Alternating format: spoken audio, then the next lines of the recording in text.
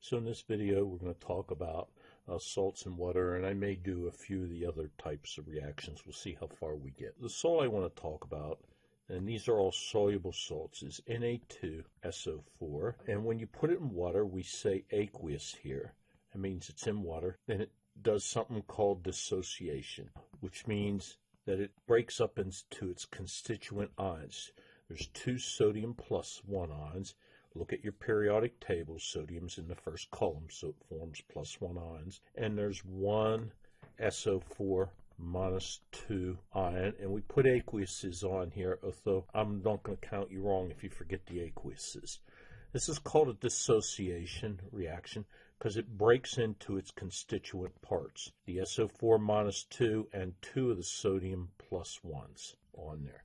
This is called a strong electrolyte because it dissociates 100%. There's a 100% reaction. We'll talk about some reactions that are not 100% in a little bit on this.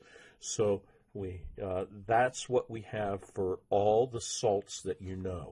Some of the salts don't dissociate, and I'm not going to give you anything that doesn't dissociate on these reactions. Now, they're called an electrolyte because in water, they'll conduct electricity. So if I think about this, and I put a beaker of water in here with sodium, and I put a positive voltage, this is a symbol for a battery up here, a negative pole over here. I might have my battery symbol backwards, don't care. We fill this with water. Oh, overfilled my beaker a little bit. Okay, and we throw some sodium in, sodium sulfate. It ionizes to sodium plus and sulfate minus 2s. And there's a bunch of them. There's 2 sodium pluses for every sulfate minus 2. Now, in water, these electrolytes, the sodium plus is surrounded by water with the negative end of the water, remember your little dot structures, closing in and being around the positive part of the sodium. And the sulfate will be exactly opposite. SO4 minus 2 will have the hydrogens around, and this is in 3 dimensions, which I'm not drawing. The positive end of the water molecule, remember it's a dipole, will be towards the sulfate. And that's what you have in here.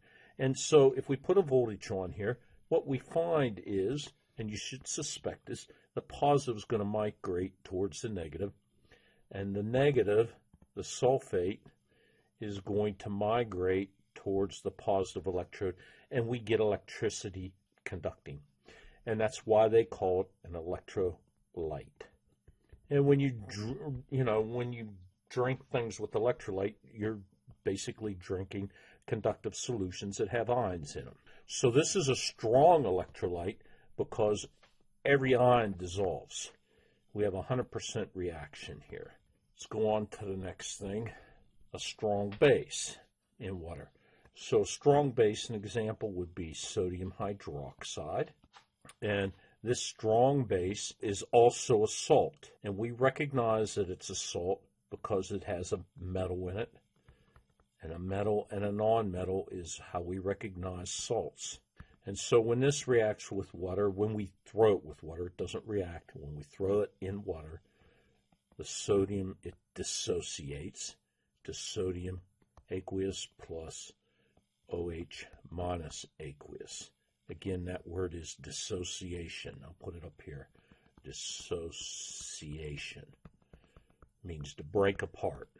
And so that's the same reaction as a salt on there.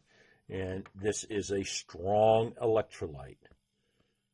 And I'm going to abbreviate that SE for strong electrolyte. What I want to do is tell you that any of the salts that we look at in here, except for the 2A, and I will not give them to you on this outcome, although you might see them in the homework. Any of the salts are going to be strong electrolytes.